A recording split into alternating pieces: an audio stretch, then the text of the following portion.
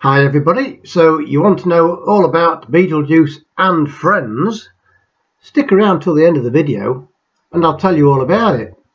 And first of all, I'll just say that if you're not happy with the way I'm pronouncing the name of this star, I did actually run a recent community poll where the majority of people said pronounce it Betelgeuse. So not the way I pronounce it normally, but that to one side, let's move on. So what we're looking at here is Orion. There's no need for me to guide you to where Orion is in the night sky because you all know where it is by now. And as you'll know, it's well known for the Orion Nebula down below the belt. And there we have the three stars of the belt itself. And upper left, we have Betelgeuse. And I'll say this only once, as I would call it Betelgeuse, but Betelgeuse for the rest of the video. So this video, it's not just about this bright star, this red giant. It's about Betelgeuse and friends. And so stick around and I'll tell you all about it.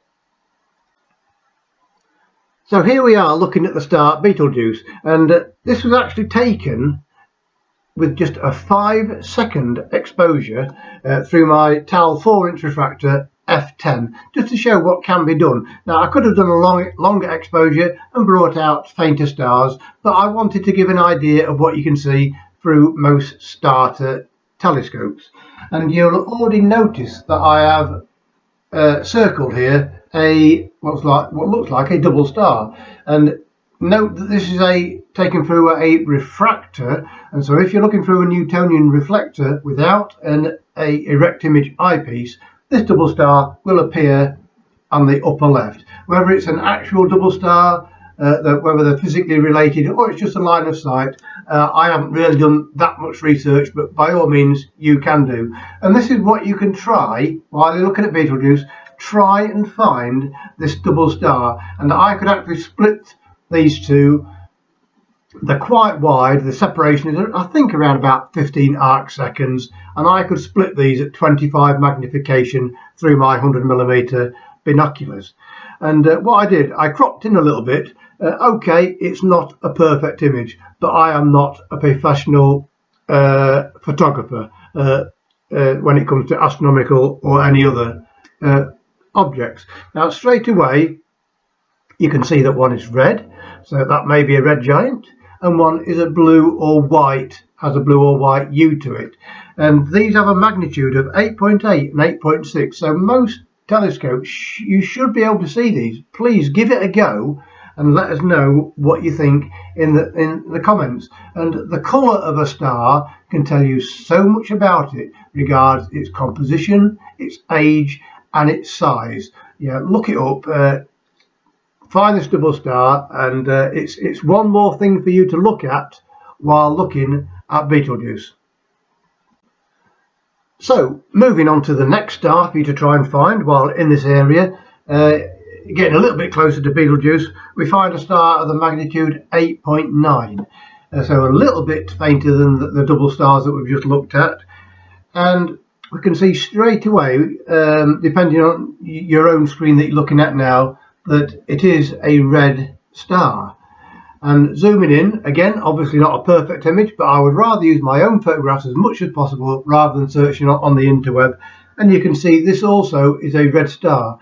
So this may be a very similar brightness to Betelgeuse, but much further away. And if you look closely to the upper left, you'll see again another fainter star, which may be of around the 11th or 12th magnitude. Again, see if you can see these two through your telescope.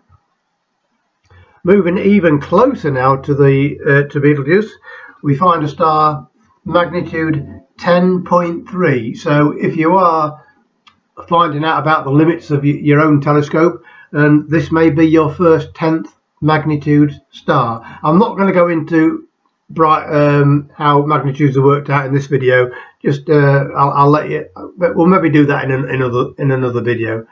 And so this one, straight away you can see as another star nearby. See if you can see these two. The second one at about 8 o'clock there, as this one is a 10th magnitude star, we'll hazard a guess that is around about 11th magnitude stars. Look like they're sort of a bluey white colour again. And see if you can see these through your telescope, and if you can, please let me know about it in the comments.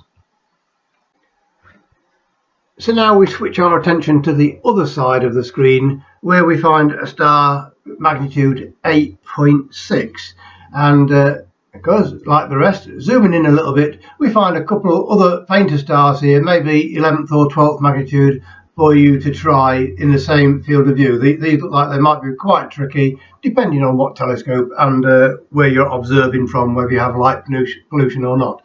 You will also notice 3 other sharp points of light in the screen on the left hand side. Ignore those are probably hot pixels or something that's popped up in the processing, so they are not stars.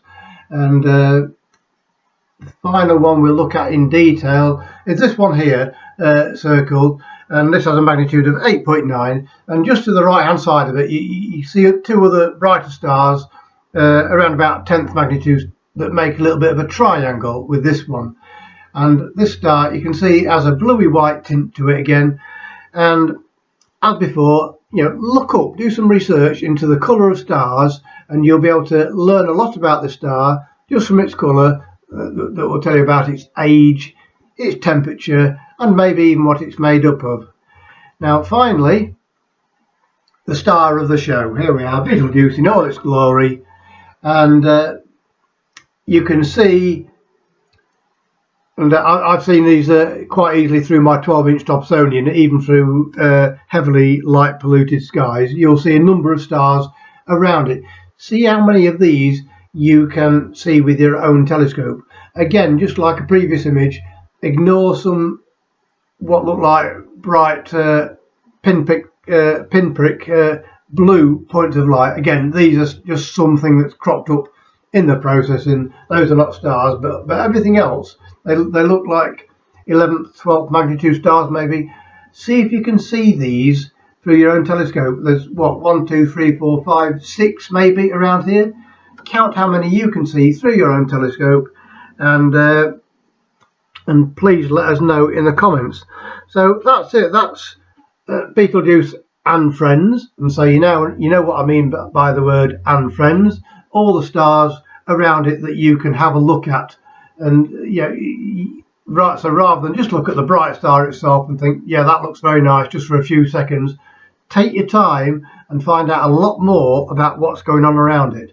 And all these tips I've been giving you, these targets to look at through a small amateur telescope, I think you'll notice that I haven't mentioned 3 things: the Moon, Jupiter and Saturn. So there you are. There is more in the night sky than those 3 objects. So thank you very much for watching. It does mean a lot to me, and I shall see you next time.